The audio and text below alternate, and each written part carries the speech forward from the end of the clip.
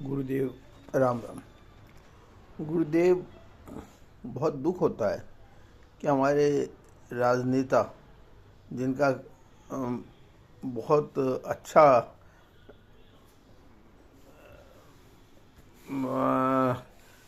इतिहास कह सकते हो या छवि कह सकते हो रही है, वो भी आज स्वार्थ में अंधे होकर हमारी गौशाला और मुझे खत्म करने का में लगे हुए हैं।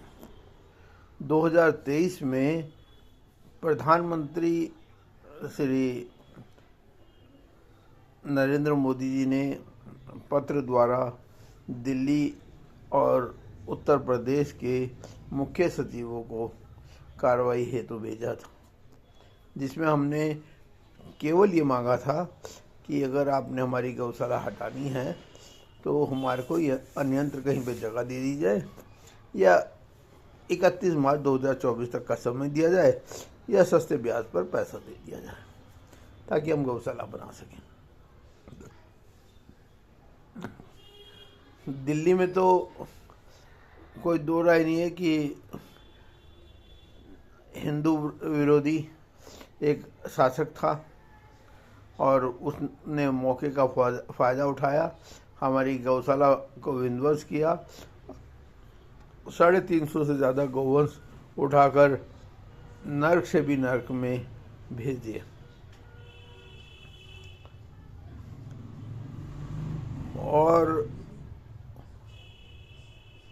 हम में आशा थी कि चलो योगी जी के शासन में तो कुछ होगा, इसलिए हम गौशाला को उत्तर प्रदेश में ले आए। लेकिन यहाँ पर भी हमें 3 सालों में 1 रुपये की भी कोई सहायता नहीं मिली, अपितु हमें ख़त्म करने का प्रयास प्रतीत हो रहा है। हम तो ख़त्म हो जाएंगे, हमें कोई दिक्कत नहीं है। अरे ख़त्म करना है तो सरेआम फांसी पर लटका दो ना, क्यों जो है षड्यंत्र रचते हो। उन मासूम गौवंशों को क्या गलती है जो बेमौत मारे जाएंगे या कटने पहुंच जाएंगे। हम तो अपना प्रयास कर रहे हैं और हम प्रयास करेंगे और हमारा प्रयास बहुत सार्थक है। और अगर हमारे को ठाकुर जी की कृपा बनी रही तो हम कुछ ही सालों में सैकड़ों करोड़ की परियोजना बनाकर इस राष्ट्र को समर्पित करेंगे और भाई राजीव दीक्षित को, जी हाँ, भाई राजीव दीक्षित को जिंदा करेंगे। वैसे जिंदा नहीं हो सकते, इसमें कोई दो राय नहीं, लेकिन उन्हीं के बताए रास्तों पर चलकर हम इस राष्ट्र को स्वच्छ, स्वस्थ और निरोगी बनाएंगे। और गौ माता जो कि हमारे राष्ट्र की अनमोल धरोहर है, इसको उसकी का यह स्वीकृति दिलवाते हुए लोग के को जो आज मिलावटी सामान मिल रहा है उसे रोकने का प्रयास करेंगे। और जो आज युद्ध के कारण देश में भयंकर ऊर्जा संकट पैदा हो गया है, वो गौशाला से बड़े आराम से पूरा हो सकता है, दूर हो सकता है। मतलब कि अगर गौशालाओं को सहायता दी जाए और पेट्रो सीएनजी लगाने का प्रयास हो, पेट्रो सीएनजी इतना हो जाएगा कि हमारे को जो है और ईंधन की कोई ज़रूरत नहीं पड़ेगी। साथ ही गौ माता में वो गुण हैं कि मरे हुए को भी जिंदा कर सकती है। और भाई राजीव दीक्षित जो बोल के गए हैं उसी के ऊपर चलते हुए हमारा प्रयास यही है कि कोई बीमारी ही ना पड़े। जो जगह जगह जो है लोगों ने खोले हुए हैं,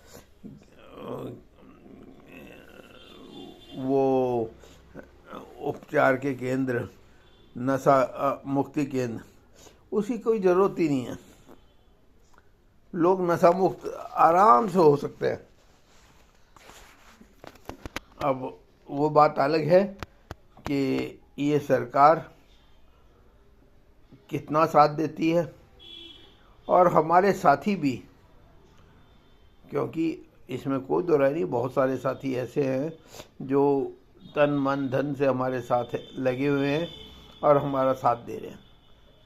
लेकिन कुछ ऐसे भी हैं जो टांग खींचते रहे हैं, जैसे कि गीता कॉलोनी में 1,000 करोड़ का व्यक्ति जिसने गौशाला पर कब्जा करने की भी कोशिश करी और मुझको जो है झूठे केस में फंसाकर बंद कराने की भी कोशिश की। लेकिन ठाकुर जी के आगे क्या चलना है, इसलिए हम तो ठाकुर जी के उस पर हैं। अगर ठाकुर जी नहीं चाहेंगे तो हम एक कदम भी नहीं चल पाएंगे, वरना कोई हमारे को रोक नहीं पाएगा, हम आगे चलेंगे। मेरा सबसे निवेदन है कि इस वीडियो को वायरल करो, सारे में फैलाओ। मेरे जो साथी हैं और गौ रक्षा दल वाले हैं, उनसे भी निवेदन है कि इसको आगे बढ़ाएं। हम अभी तक जो अप्रैल में शुरू होने वाला है वो आंदोलन, उसको शुरू करने वाले थे, और दिल्ली को तो हम पूरी तरह से पर्यावरण को शुद्ध करके और यहाँ के जल स्तर को ऊंचा कर सकते हैं। लेकिन हमें पता है कि सरकार हमारा साथ नहीं देगी। अभी रेखा सरकार ने करोड़ों रुपया बांटा है, लेकिन उसी सरकार के पास प्रधानमंत्री का भी लेटर गया था। हमारे कम से कम 20 करोड़ का नुकसान गौशाला में हुआ था।